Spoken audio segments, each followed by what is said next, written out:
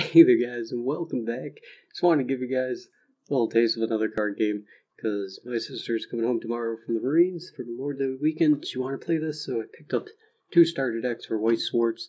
Now this is what I thought Gwen was going to turn out to be when I started playing it, because it's like, this game is really simple once you get into it. I'll leave a video link in the description if anybody cares to actually see how to play fully, because I won't fully explain it, but I picked up the Disgaea starter deck and the Attack on Titan starter deck.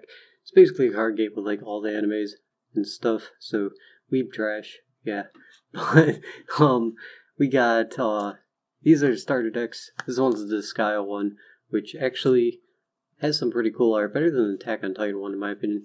But you got like character cards. So let me see if I can get this thing to autofocus. I think I did it before, but you got like 3,000 attack here. And then you have cost up here, which is 0, which is the level you need to be. That'll get into in a second. Then you got the 0 cost. It costs 0 to actually play. So these are pretty much your starter cards that you want to start with, because you need 0 resources technically to play them. Then let's get on to the next one. Printies. Yeah, we got printies in here, which is why I picked up the Disgaea one, but I'm kind of actually sad because their flavor text, it doesn't say dude on it. Like, what is this? Neither of the printy cards say dude in their flavor text. Oh, it's kind of tilting, but, yeah, this is like, let's see, well, let me get my finger out of the way. 0, 0, it's another 0, 1, 1,500. So basically you just attack each other. Like, here, we'll get into the battle zone here.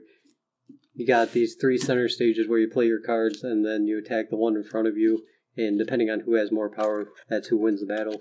Then you got things like this. Here's the playbook. This is what matters in actual card games, because this right here is like the most important thing usually in the playbook that they'll have, like the chain, the resolve chain. This is where the most fights come from. If anybody is arguing about a card game, is from how chains resolve, because the PC doesn't do it for you automatically. So you have to make sure you do everything in the right order, or it could make a huge difference. But we'll keep going here. What else do we got in the starter deck? We got Flora, of course, because that's one of the main characters. I'm actually kind of glad. I don't know who the heck this is, actually. But that one, because this is the Disgaea game. Well, the anime was based off the game, too. Now here we go, here was the next one. Now we actually got one with a cost. So, cost like a level up.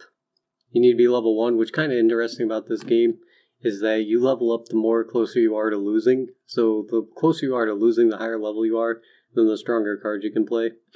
There we go. So now, yeah, like this one has a bunch of abilities and stuff that you can interact with, like choose one of your printy characters, and then you get to activate effect on that printy. It's 4,500 attack, a lot stronger than that 1,500. So it's kind of cool, because the closer you get to losing, the stronger cards you can play, which is kind of interesting way to do it. Battle rewards sort of work the same in the Naruto card game. And we got this guy, who's another level 1, and I think there has to be, here we go. Level 3, yeah, here we go, Laharo. He has like 10k attack, and he's level 3 and he costs 2. So you gotta take things from your stockpile and put them into your discard pile, basically 2 of cards from your stockpile to your discard pile to be able to play him. So he's a stronger one, which most of the 3 cost cards have a stockpile cost. Probably not going to explain this game very well, then I'll just show you the cards, because it's kind of confusing. In the actual video that I'll link you to is probably like 17 minutes long. Then we got Edna, of course, and I don't know who the heck that pink-haired girl is. But then we got more printies, and these ones don't say dude either, which is kind of, it's like what they say at the end of every sentence, these printies. They say dude.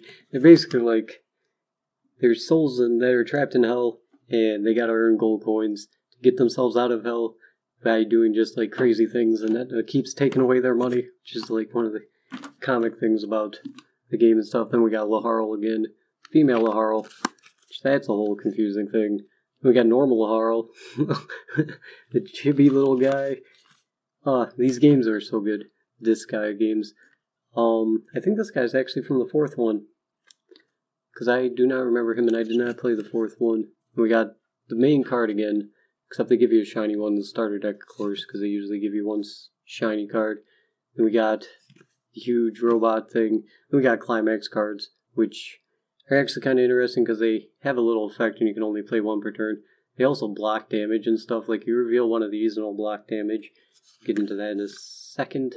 We got the other Laharl, and yeah, we got the Weeb trash card right here. Oh man, yeah, it's Etna though. And basically, when you take damage, you got like soul levels somewhere on this card. Right down here, there's like 2 stars. It means that you got 2 soul attack, and if you do a direct attack, you get an extra soul thing, which means you're not battling somebody, so then that's 3. Then the person has to flip the top 3 cards of their deck into their clock stage. And once you get up to, I think it's 7, yeah, 7, your 7th damage, you put a card from your clock stage in the level up zone. Then you level up, so then you're level 1. And then you can play higher level cards, and once you past level 3, you lose the game, so you don't want to take that much damage, and you're actually losing cards from your deck when they go into your clock zone and stuff, so you can't use them, which is also very interesting. But the whole thing is basically basic, because as you'll see, like, let's just take this standard 0 cost, 0, 3000, pretty vanilla. Pretty much every deck has it. We'll get into the starter deck one, other one of Attack on Titan. Like, yeah, here we go. We got Laharl with 10k, and then we got Aaron with 10k. Like, their cards are basically the same. They just have little, like, flavor things. Like, this guy interacts with Corp cards, and then the Disgaea ones interact with Prinnies and stuff. So they basically end up doing the same thing. Which is why I would actually get into this game if it was a little bit more complicated. But it's pretty simple overall. Then we got, oh yay, Armin, useless Armin. Ooh, some Aaron. There's some more Aaron. And yeah, like these, they did these portraits on the Attack on Titan ones. They basically all look the same for all the character cards. And we got another Aaron card. That's actually seen from the anime. Then another Armin, because if we think with all the characters that they'd have other ones. We got the Titan form, which 6k level 1 cost. That actually seems a bit crazy, but yeah, it's a pretty good one. Some of them have 6k, like the Phase 0 starter deck had 6k. Then we got sudden reinforcements, which there's backup characters too, that you put back here so they can't die.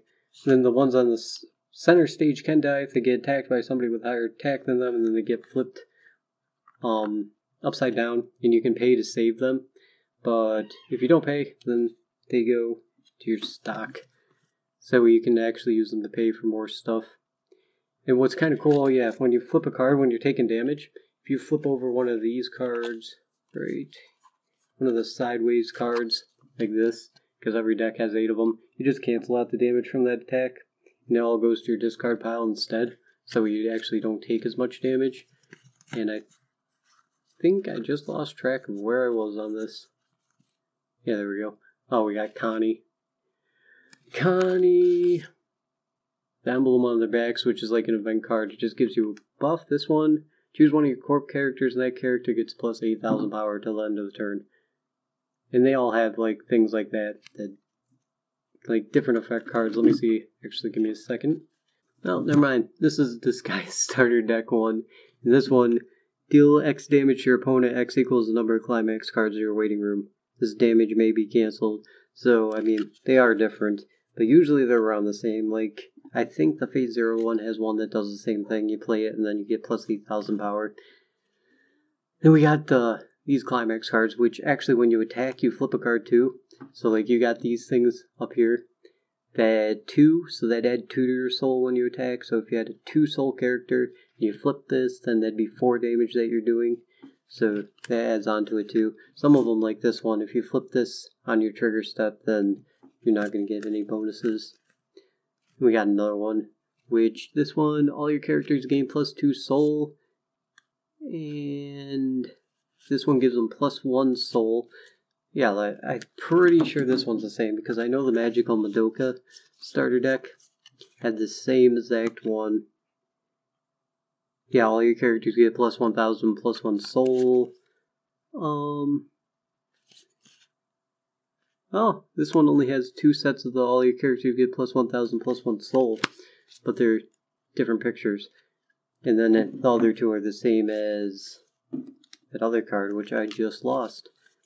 Then we got Mikasa, which basically you want to try to keep your 0 cost cards 0 stock cost in your starting hand, because that's when they're most useful. Then when you level up, if you have 1 or 2 or 2 0 cost 0 stock cards, then you can keep some level 1s or level 2s just for when you level up. You can also give yourself damage, like discard a card from your hand, put it in your clock zone, then draw 2 cards. So you basically get rid of a card and take some damage to get plus 1 card advantage in a way. And that helps out a lot. You usually want to do that for your first couple turns. You got another Mikasa, that one's better art. Then that one's from the opening, I think. That's another Mikasa. There's like 5 different Mikasas in here. Then we got Jean. Woo. And some more climax cards. Armin. Useless Armin. Mikasa, and then the starter deck card, because the front card's usually the best one. 3 cost, 3 level, 2 cost, and he's the same as the shiny one that they give you. And sometimes, one of the big things that people get into this for is, in the booster packs, you have a chance of pulling a signed card, which I don't care so much about, but they do go for a bit. You actually pull a signed card, but they're pretty rare. And yeah, that is what the starter decks look like. I might show some games or something if you guys are interested when we play, but you guys let me know. I probably did a terrible explanation and stuff, that's why I'm going to leave that video link in the description if you're actually interested, because they explain it really well, and I'm not good at explaining the full rule set unless I'm actually playing against someone. So that's about it for that. I mean, it's kind of cool idea, because they got every anime if you're into that type of thing for these type of cards. I mean, if you get the Japanese ones, then yeah, they have pretty much a lot of anime, but the English version's been making more and more. They have a decent amount, but it's just another card game. So I figured I'd share that with you guys, and see you guys in the next one. Till then, have a good one.